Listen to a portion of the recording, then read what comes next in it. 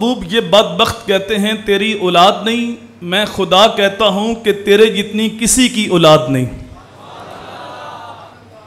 آپ اپنے رب کے لیے نماز پڑھیے اور قربانی دیجئے۔ ان شانئک ھو الابتر، آپ کا جو دشمن ہے وہی ابتر ہے۔ یہ بات کہی تھی عاص بن وائل نے۔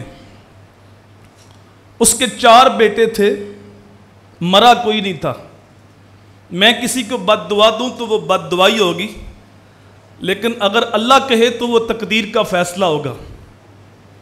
اللہ کہے تیرا دشمن ابتر ہے اور 4 بیٹے زندہ رہیں۔ علماء فرماتے ہیں 4 بیٹے رہے زندہ ہی تھے، لیکن 4 بیٹے کلمہ پڑھ کے حضور کے غلام بن چکے تھے۔ بیٹے اس کے تھے نعتیں میرے حضور کی پڑھتے تھے، بیٹے اس کے تھے گیت حضور کے گاتے تھے، تو وہ ابتر ہوا۔ حضور کا نام بھی باقی ہے، حضور کا پیغام بھی باقی۔ تو فرمایا ہم نے آپ کو اولاد کثیر عطا فرما دی۔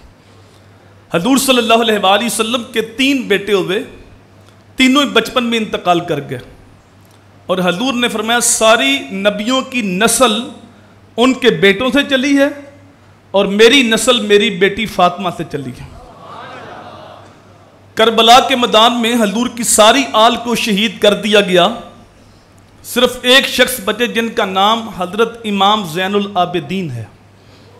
ان سے پھر حضور کی نسل آگے بڑھی، اور آج دیکھیے پوری دنیا کے اوپر کوئی کونا کوئی گوشہ ایسا نہیں ہے جہاں حضور کی نسبی اولاد سادات موجود نہ ہوں، اور دنیا کا کوئی کونا کوئی گوشہ ایسا نہیں ہے جہاں حضور کی مانوی اور روحانی اولاد حضور کی امت موجود نہ ہو۔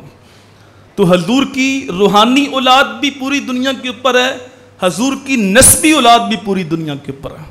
عاص بن وائل مر گیا، مٹ گیا، اس کا نام و نشان بھی ختم ہو گیا، لیکن میرے حضور کا نام بھی باقی ہے، حضور کا پیغام بھی باقی ہے۔